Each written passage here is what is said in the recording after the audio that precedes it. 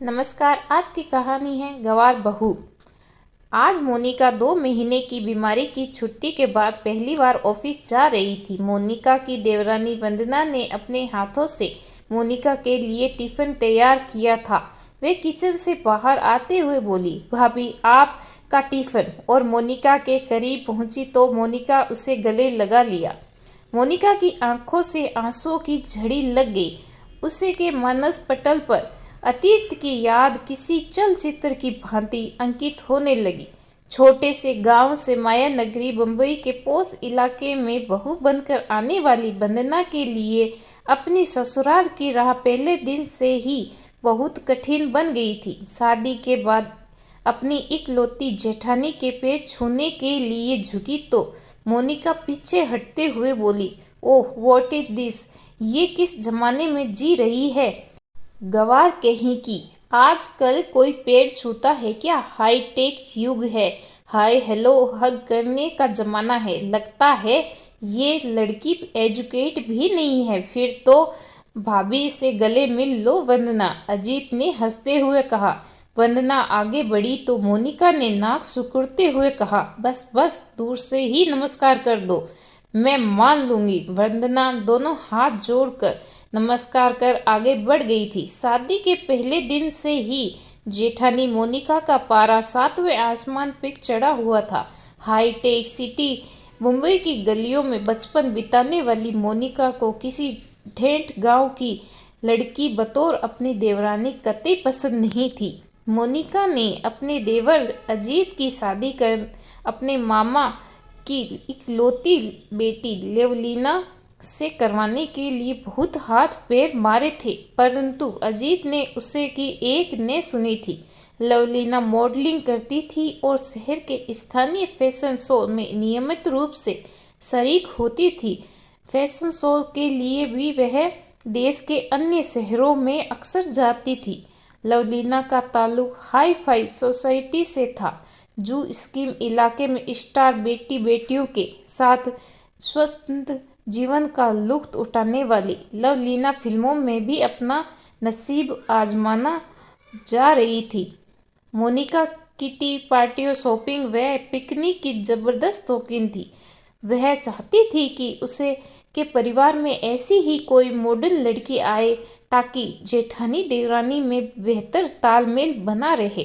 परंतु जब अजीत ने देहाती लड़की से विवाह कर लिया तो मोनिका के तमाम ख्वाब पत्थर से टकराकर शीशे की भांति टूटकर चकनाचूर हो गए। वे जल भून कर रह गई। अजीत मेडिकल का छात्र था। जब वह MBBS के अंतिम वर्ष में स्टडी कर रहा था तब अपने मित्र सुमित के विवाह में शरीक होने उसके गांव आया था। वह पहली बार किसी गांव में गया था। पर्वतों की टहलती में बस इस गांव में प्राकृतिक सौंदर्य को देखकर अभिजीत को पहली नज़र में ही इस गांव से प्यार हो गया था। गांव के चारों ओर आच्छादित हरियाली, दूर दूर तक लहराते हरे भरे खेत, खेतों में फुदकती चिड़िया, हरे भरे घने वृक्षों का कलरव करते विहंग और उनकी छाव में नृत्य करते मोर, अमराइयों में कूदती कोयले आदि ने अजीत को इतना प्रभावित किया कि वह शादी के बाद भी कई दिनों तक अपने दोस्त के घर ही रुक गया था। अपने दोस्त के विवाह में ही अजीत ने वंदना को देखा था। विवाह के 2 दिन पूर्व आयोजित संगीत संध्या में उसने वंदना को गाते और नृत्य करते हुए पहली बार देखा था। संगीत संध्या की रात को नींद ने अजीत की आंखों से किनारा कर लिया था। रात भर उसकी आंखों के सामने वंदना का चेहरा ही घूम रहा था। उसे लगा कि अब उसकी तलाश पूरी हो गई है। उसके दिमाग में जीवन साथी की जो तस्वीर थी उसी के अनुरूप वंदना थी। सुमित के विवाह के बाद अजीत ने वंदना के बारे में छानबीन शुरू कर दी। उसने प्रवीण के पिता शिव शंकर प्रसाद से इस बारे में पूछा तो उन्होंने बताया, बेटा वंदना पंडित राम प्रसाद की ज्येष्ठ कन्या है। वह सेवानिवृत्त अध्यापक हैं जो 2 वर्ष पहले ही सेवानिवृत्त हुए हैं।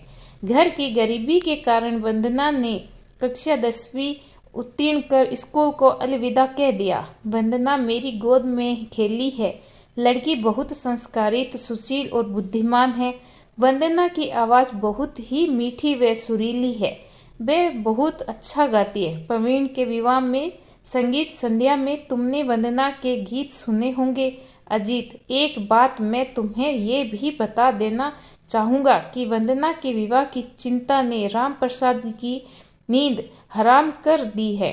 उनकी बिरादरी के कई लोग वंदना को देखने आते हैं, पर दहेज पर आकर बात फिसल जाती है। वंदना से छोटी एक और बहन है जो उसके हाथ पीले भी करने हैं। गत वर्ष पंडित जी की पत्नी की अल्पावधि बीमारी के बाद आकस्मिक निधन हो गया था।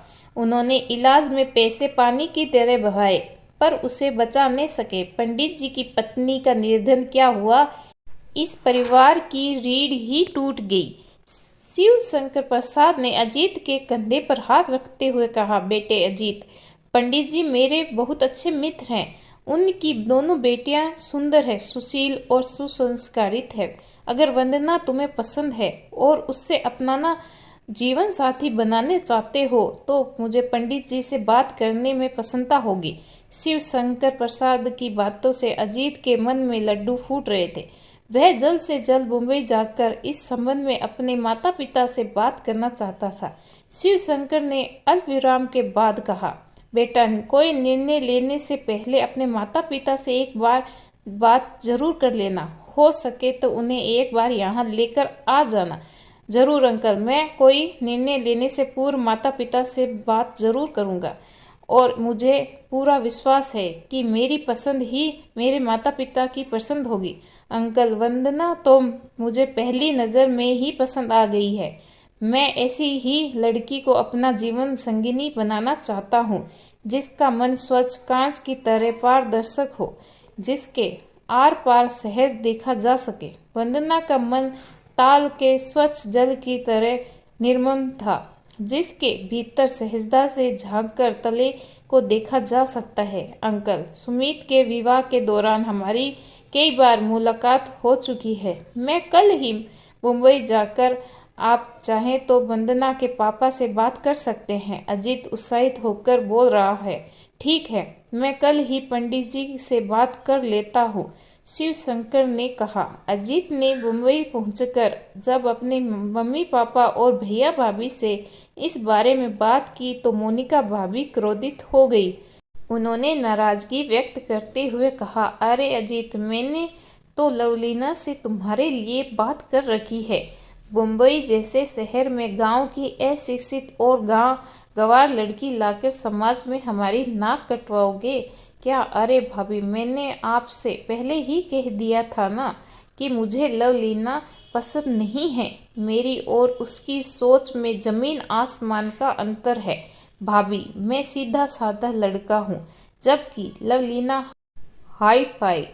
अजीत मुस्कुराते हुए और कुछ कहने जा रहा था, मगर मोनिका ने अजीत की बात काटते हुए कहा, क्या बुराई है लवलीना में? दिखने में किसी हीरोइन से कम नहीं है, अच्छी पढ़ी लिखी है, ऊंचे खानदान की है, हाई सोसाइटी से ताल्लुकात रखती है। भैया, तुम्हें ऐसी लड़की दिन में चिराग लेकर ढूंढने से भी नहीं मिलेगी। कहते हुए मोनिका मुंह फुलाकर बैठक से चली गई। अरे भाई, उसे अपनी पसंद की लड़की से शादी करने दो ना। तुम अपनी पसंद से क्यों उस पर थोप रही हो? अजीत के बड़े भाई रोहन ने मोनिका को समझाते हुए कहा, लेकिन तब तक मोनिका अपने कमरे में जा चुकी थी। 2 ही दिन बाद अजीत अपने माता पिता को लेकर वंदना के गांव पहुंच गया। वंदना सभी को पसंद आ गई। अजीत की मम्मी ने तो वंदना के हाथ में शगुन भी दे दिया। चट मंगनी और पट ब्याह हो गया। मोनिका की नाराजगी के बावजूद वंदना इस घर की बहू बन कर आ गई।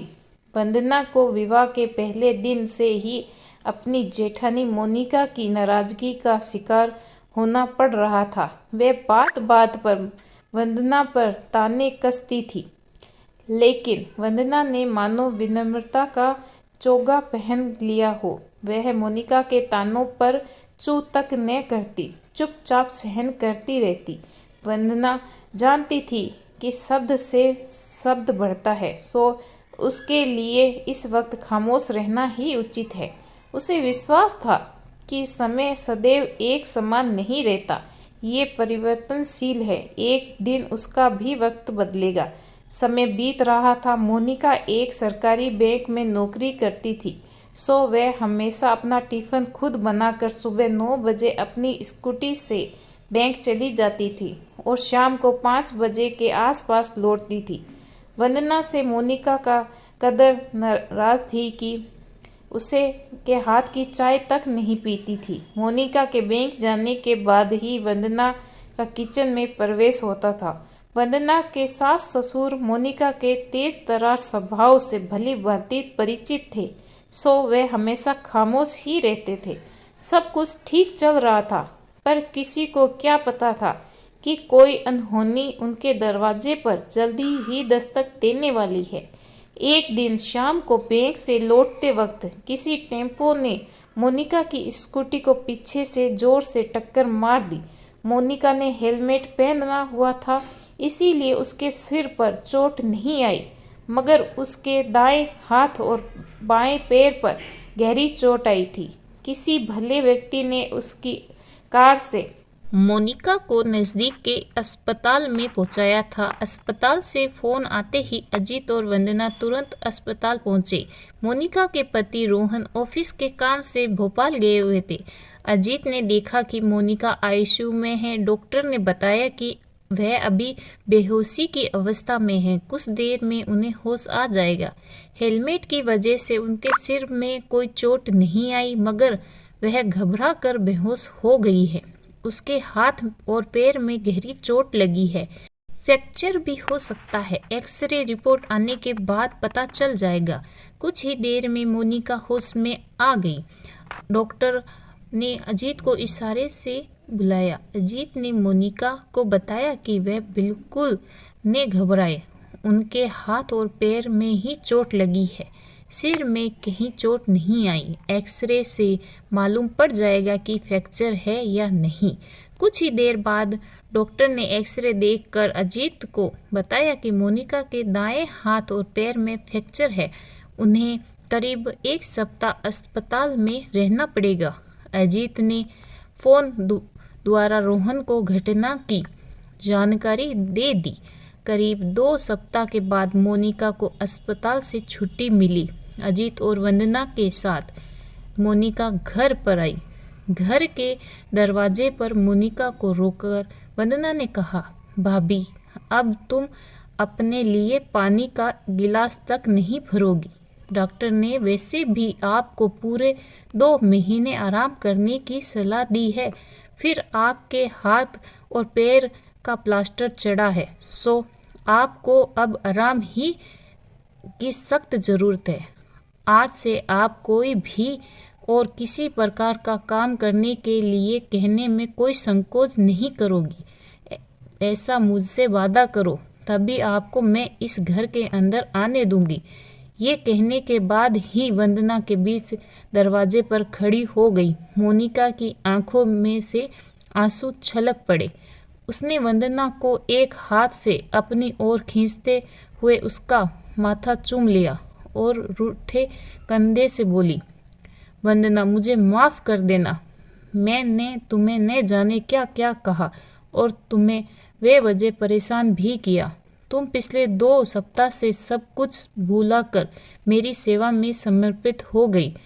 इतनी सेवा तो अपना भी कोई नहीं करेगा। वंदना, तुम्हें इस घर में आए अभी 7 महीने ही हुए हैं, पर तुमने अपनी मृदुल वाणी और विनम्र भाव से हम सब का दिल जीत लिया है। मुझे अजीत की पसंद पर गर्व है वंदना।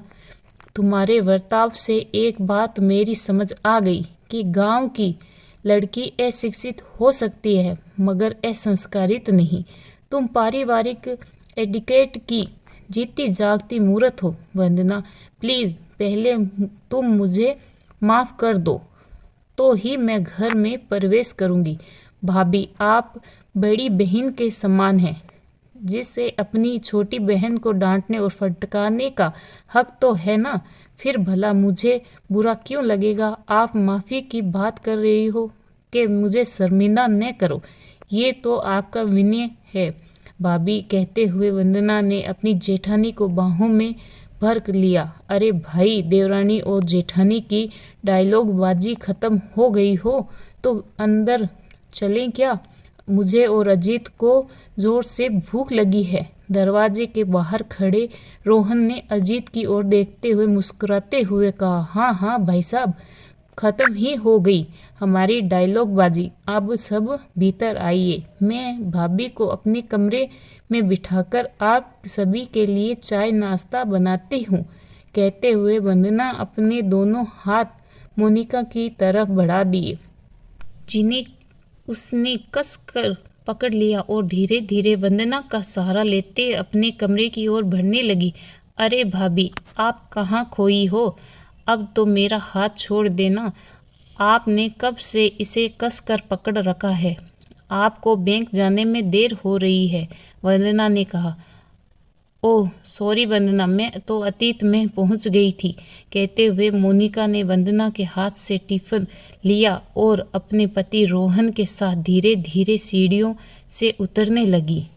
इस कहानी के बारे में आपकी क्या राय है, कमेंट करके ज़रूर बताइएगा। कहानी अगर आपको पसंद आई हो तो लाइक करना ना भूलें। चैनल पे नए हो तो सब्सक्राइब ज़रूर करें। धन्यवाद।